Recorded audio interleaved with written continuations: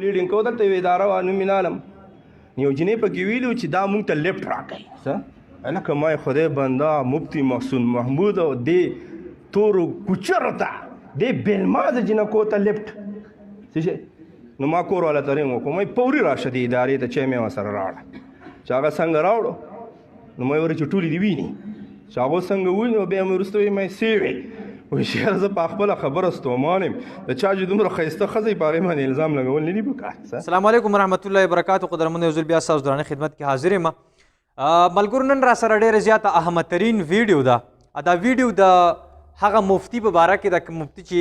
څو ورځې مخکې په سوشل میډیا باندې یو بیان جاري کړی و. د هغې تعلق د اپردیر سره دی یا لور دیر سره د هغې تعلق دی. هغه یو بیان کړی و چې یاره زه هغې د خپل ښځې په حوالې سره چې کومې خبرې کړې وي یا د هغه وایي چې یاره زه یو ځي کې یو سکول کې چې کوم وم او په هغه کې هغه کومې زنانه وې زموږ سره کوم سټاپ و نو هغې قسمه هغه خبرې اترې تاسو به اورېدلي په سوشل میډیا باندې. بیا ډېر زیاته خلکو په هغه باندې اعتراضات هم کړي په هغه کې داسې خلک وو چې هغه په سوشل میډیا باندې د کنځلو په بنیاد باندې راوچت شوي دي. بس صرف کنځل کول بد رد ول بد اخلاقي کول په دې باندې هغه سړی خلک پوهېږي چې یاره دا سړی هغه کنځلمار دی. هغه خلک راپاڅېدلي په مفتي صاحب باندې چې کوم دی ډېر زیات ټکونه کړي وو. یو طرف ته که مونږ ګورو مفتي صاحب چې کوم دي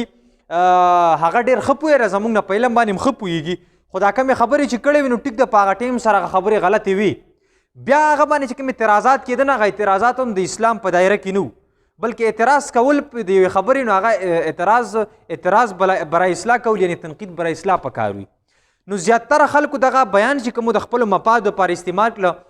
او هغه بیان اوس هم د خپلو مفادو لپاره استعمالیږي چې د فرقواریت یو رنګ چې کومه دی هغه مونږ ته بیا ښکاره کېږي د هغې نه. نو زه تاسو ته یوه خبره په دې کې اهمترینه خبره دا کول غواړم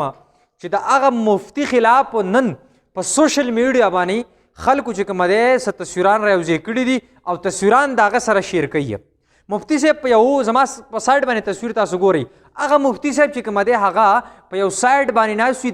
د سین نه د هغه سره خپل یو وړوکی ماشوم هم ناست وي او د هغه سره په سیلفي ټایپ کې یو زنانه تصویر لګولی چې یاره مفتي صاحب صحیح وی چې دا تصویره زما مطلب دا کور ودانه داسې ده زما کور والا ډېره ښایسته ده هغه قسمه هغه بره ټایټل باندې هغه شان خبرې اترې لیکلي دي. نو دا هغه زموږ د ذهن عکاسي کوي دا زموږ د ذهنونو هغه ترجماني کوي چې یاره داسې قسمه پوسټونه ولې موږ کوو چې یو څیز موږ ایډیټ کوو د یوې ډمې او د یوې اداکارې تصویر موږ راولو او هغه د یو مفتي صاحب سره د سیلفي ټایپ کې ولګو. نو دا آیا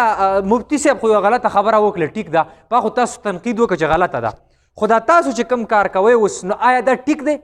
یو تصویر تاسو رالګوئ او هغه باندې هغه مفتي صاحب چې کومه دی هغه د بدنامولو کوشش کوئ. زما مقصد د دې خبرې زما مقصد د دې ویډیو دا دی چې مفتي صاحب کومه خبره کړې نو هغه د عالمانو کار دی د مفتیانو کار دی خپل منځ کې هغوی اعتراضات د اسلام په دایره کې دننه په یو بل شي کولی د خپل علم موافقه خو موږ له نه ده پکار چې پاکې انټرفیرنس وکړو او یو